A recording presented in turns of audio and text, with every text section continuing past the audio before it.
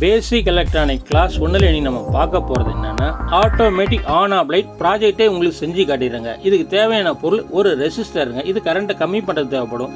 இது டயோடு கரண்ட்டை ஒரு பக்கம் தான் அலோவ் பண்ணும், ஏசியை டிசியாக மாற்றும். அடுத்தது டிரான்சிஸ்டருங்க. இந்த டிரான்சிஸ்டர் வந்து ஆம்பிளிஃபையர் வேலை செய்யும், சுவிட்சிங் வேலை செய்யும். இதுக்கு வந்து ஒரு சின்ன சோலார் பேனல் தேவைப்படுதுங்க. இவ்வளோதாங்க. அதுக்கப்புறம் வந்து ஒரு எல்இடி பல்பு, அதாவது வந்து சின்ன எல்இடி, நான் ஒரு 1 வாட் எல்இடி பல்பை நான் எடுத்துருக்கிறேன். இதை வச்சு நம்ம வந்து பயன்படுத்தி சிம்பிளாக யார் வேணாலும் ஆட்டோமேட்டிக் ஆன் ஆஃப் லைட் இந்த வீடியோவை பார்த்தா தெளிவாக செய்ய முடியும். இதில் எந்த குழப்பமே இல்லாமல் இருக்கிறதுக்காக நான் பெரிய ஸ்டிக்கரில் வந்து சோலார் பேனலில் மைனஸ் எங்கே இருக்குது, ப்ளஸ் எங்கே இருக்குது, எந்தெந்த ஒயரை எங்கெங்கே வச்சு சால்டிங் பண்ணணும்னு கொடுத்துருக்கேன்.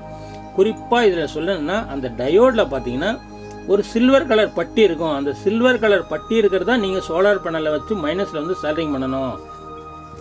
அதே நேரத்தில் வந்து பேட்ரி 3.7 வோல்ட் வந்து எங்கே கொடுக்கணும் அப்படின்னு பார்த்தாச்சுன்னா அதுவும் நான் தெளிவான வரைபடத்தில் கொடுத்துருக்கேன். எந்த ஒரு குழப்பம் இருக்காது. நிறைய பேர் நான் நினச்சிக்கிறேன் எலக்ட்ரானிக்ஸ்னால் அது வந்து பெரிய ப்ராஜெக்ட் செய்யணும், அதெல்லாம் நிறைய படிக்கணும், ஒரு 200 சிம்பிள் நம்ம தெரிஞ்சால் தான் செய்ய முடியும்னு நினைக்கிறீங்க. அதெல்லாம் எதுவுமே கிடையாதுங்க. ஜஸ்ட்டு சும்மா பார்த்து ஒரு ஹேபிட்டுக்காக நீங்கள் வந்து செய்ய போகிறீங்களா, அப்போ நீங்கள் இதை மட்டும் பார்த்து நீங்கள் செஞ்சால் போதும். எளிய தமிழில், அதாவது வழக்க தமிழில் நான் பேசுகிறேன். அதான் எழுதி வச்சுன்னு பேசுனா அந்த தமிழ் வேறு மாதிரி இருக்கும். நான் வழக்கு தமிழில் பேசுறதுக்கு காரணம் என்னென்னா எளிய மக்கள்கிட்ட ஈஸியாக போய் சேரணுன்றதுக்காக தான்.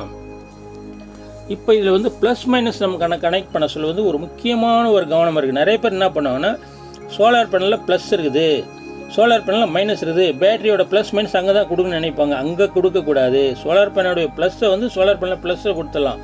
ஆனால் சோலார் பேனலோட மைனஸ் எடுத்துகிட்டு போயிட்டு டயோடோட ஆனோடில் தான் கொடுக்கணும். ஆனோடில் கொடுத்தா மட்டும்தான் கரண்ட்டு வந்து இதுக்கு வந்து பாஸ் ஆகி சோலார் பேனலுக்கு வருங்க. அதே நேரத்தில் வந்து டிரான்சிஸ்டரும் போகும். நீங்கள் ரிவேர்ஸில் மாற்றி கொடுத்துட்டீங்கன்னா அதுக்கப்புறம் வந்து அந்த டயோடு ஒர்க் பண்ணாது. இப்போது ரொம்ப சிம்பிளாக புரிஞ்சுதுன்னு நினைக்கிறேன்.